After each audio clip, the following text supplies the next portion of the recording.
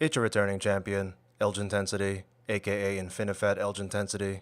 Just when I thought that nothing could be as one-sided as a YouTube celebrity boxing match, I learned that Tess Holliday was fighting anorexia. Let's hear more about the publicity stunt that'll help this weather balloon get back on everyone's radar. This morning, supermodel Tess Holliday revealing her struggle with anorexia. The mother of two saying she was recently diagnosed by a psychologist, but has ultimately been struggling with disordered eating most of her life. I always thought that I overate. So did we. But then people in my life would say, oh yeah, I eat more than Tess. And it was almost like I wore it as a badge of honor. She said that the people in her life say they eat more than she does. She didn't simply say they eat more than she does. That's because they don't, but they say they do so the golden chungus keeps them around.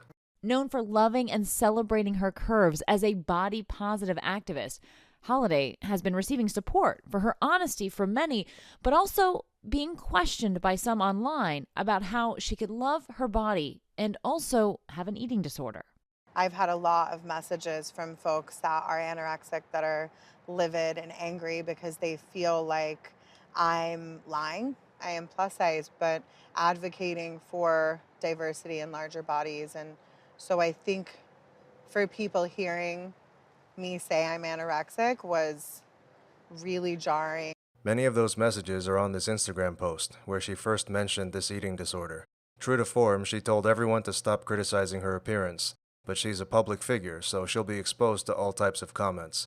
Tess can't have her own gravitational pull and then choose what gets caught in it. Holliday's dietitian, Anna Sweeney, says, if you think that most eating disorders are visible conditions, you're wrong. Eating disorders don't have to look a certain way. I understand that people look at me and I don't fit what we have seen presented as Circus tents? the diagnosis for anorexia. That too. But then for me, that tells me that there's a larger problem, which I've been actually saying for years, is that we have a lack of diversity and representation in the world. People with anorexia don't need diversity and representation. They need to eat normally. The larger problem is, of course, Tess Holliday, who reads the definition of anorexia in a way that suits her. She built her career on fat acceptance, so she can't lose weight without looking like a hypocrite. By pretending to have anorexia, she'll have an excuse if she ever loses weight. It was a good strat, at least in theory. Holliday sharing highs and lows, And about a tenth of that sidewalk. including her divorce, with over 2 million followers on Instagram, hoping to reach others that might be facing a similar battle. You wrote, I'm the result of a culture that celebrates thinness and equates that to worth, but I get to write my own narrative. So tell me, what is that story now? I mean, the sky's the limit. I actually feel like I can take on the things that life is throwing my way. And I have been happier in the last 6 months through my recovery than I've been in my entire life. I feel whole. I feel at peace.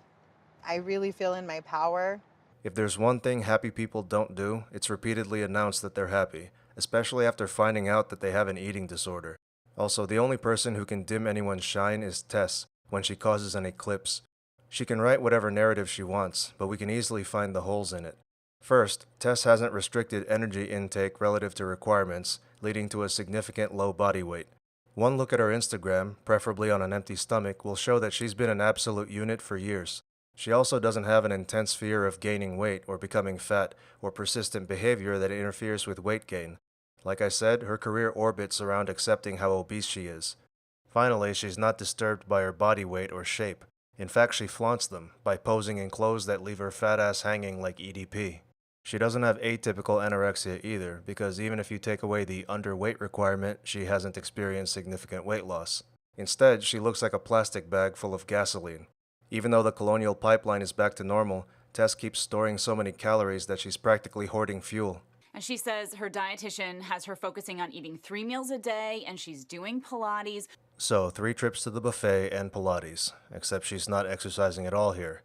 It would only be exercise if the other girl caught Tess.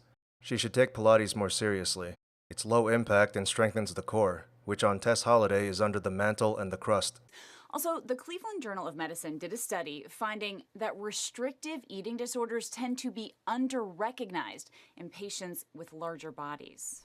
Sure, it's hard to recognize it in someone who goes from 220 to 180 in 6 months. not someone like Tess who goes from 350 to 349.5 in 6 hours because she ran out of Cheese Whiz to squirt into her trough.